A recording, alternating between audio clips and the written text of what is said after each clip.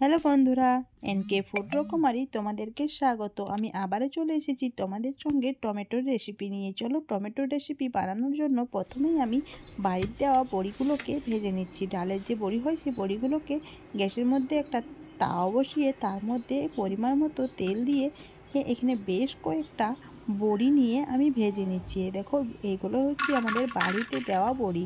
এই বড়িগুলোকে ভালোভাবে একটু লালচে বর্ণ করে ভেজে নিলাম নেড়ে চেড়ে। তারপর এই টমেটোগুলোকে আমি কেটে নিচ্ছি। প্রথমে এই টমেটোগুলো আমি গোল গোল করে কেটে নিয়েছি। দেখো এরকম গোল গোল করে যদি তোমরা টমেটো কেটে রান্না করো, কিন্তু যে খোসাটা হয় না সে চাটনির মধ্যে বা রান্নার মধ্যে, সেই খোসাটা কিন্তু কম হবে। দিয়ে দিলাম পরিমাণ মতো লবণ। লবণ দেওয়ার পর এখানে দিয়ে দেব অল্প সামান্য হলুদের গুঁড়ো। আর কিন্তু কোনো মশলা দেব না এখানে, এবার দেব বাটা মশলা। দিয়ে দিচ্ছি পরিমাণ মতো সরিষার তেল। পরিমাণ মতো তেল দিয়ে এবার এখানে দেব বাটা মশলা। এখানে আছে কাঁচা সরষে, কাঁচা জিরে, একটা পেঁয়াজ আর দুইটা কাঁচা লঙ্কা দিয়ে ভালোভাবে তেল বাটায় বেটে নিয়েছি। তারপর এটার মধ্যে দিয়ে দিলাম।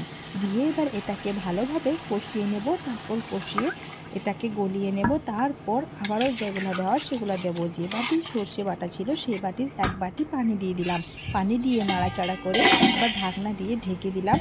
টমেটোগুলো সেদ্ধ হওয়া পর্যন্ত অপেক্ষা করছি। দেখো সেদ্ধ হয়ে গেছে, কিছুক্ষণ পরে দেখছি সেদ্ধ হয়ে গেছে। এবার আর এই টমেটোগুলোকে চামচ দিয়ে বা আলু ম্যাশার দিয়ে একটু গলিয়ে দিলাম। এবার ভেজে রাখা বড়িগুলোকে টমেটোর মধ্যে দিয়ে দিচ্ছি। তারপর এগুলোকে কয়েক পাক নাড়াচাড়া করে নিচ্ছি। এবার এগুলোকে কয়েক পাক নাড়াচাড়া করার পর এখানে কিন্তু আমি দিয়ে দেব কেটে ধুয়ে পরিষ্কার করে রাখা মাছ। এখানে লাঞ্জা আর মাথাটাকে দিয়ে দিলাম। মাছগুলোকে আলাদা করে ভেজে নিয়েছি আর বাকিটাকে এই যে দিয়ে দিলাম টমেটো বড়ির সঙ্গে। খেতে কিন্তু খুবই ভালো লাগবে এই রান্নাটা। শুধু যেটা টমেটো বড়ি রান্না করা হয়, এই মাছটা দিলে স্বাদ কিন্তু চেঞ্জ হয়ে যায়। এবার দিয়ে দিচ্ছি পরিমাণ মতো পানি।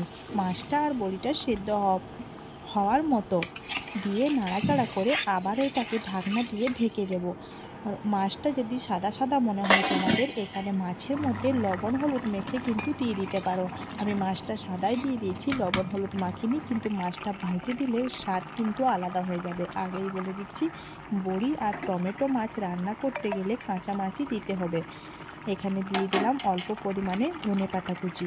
ধনেপাতা কুচি দিয়ে কিছুক্ষণ ফুটিয়ে নিয়ে দেখো মাছ আর বড়ি সব কিছু সেদ্ধ হয়ে গেছে। শেষ পর্যায়ে আবারও আমি দিয়ে দিলাম ধনেপাতা কুচি। এবার তোমাদেরকে দেখিয়ে দিচ্ছি কতটা লোভনীয় হয়েছে। এটা দেখতে আর খেতে অসম্ভব মজাদার।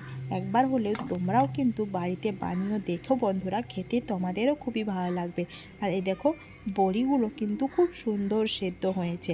আর এই যে ঝোলটা রেখেছি, এইগুলো বড়িগুলো এই ঝোলটার মধ্যে চেপে খেয়ে নিতে হবে। হাত দিয়ে বড়িগুলো চেপে রসটার মধ্যে খেলে কিন্তু খেতে খুবই ভালো লাগবে। তোমরাও এরকমভাবে বানিও বন্ধুরা। টাটা।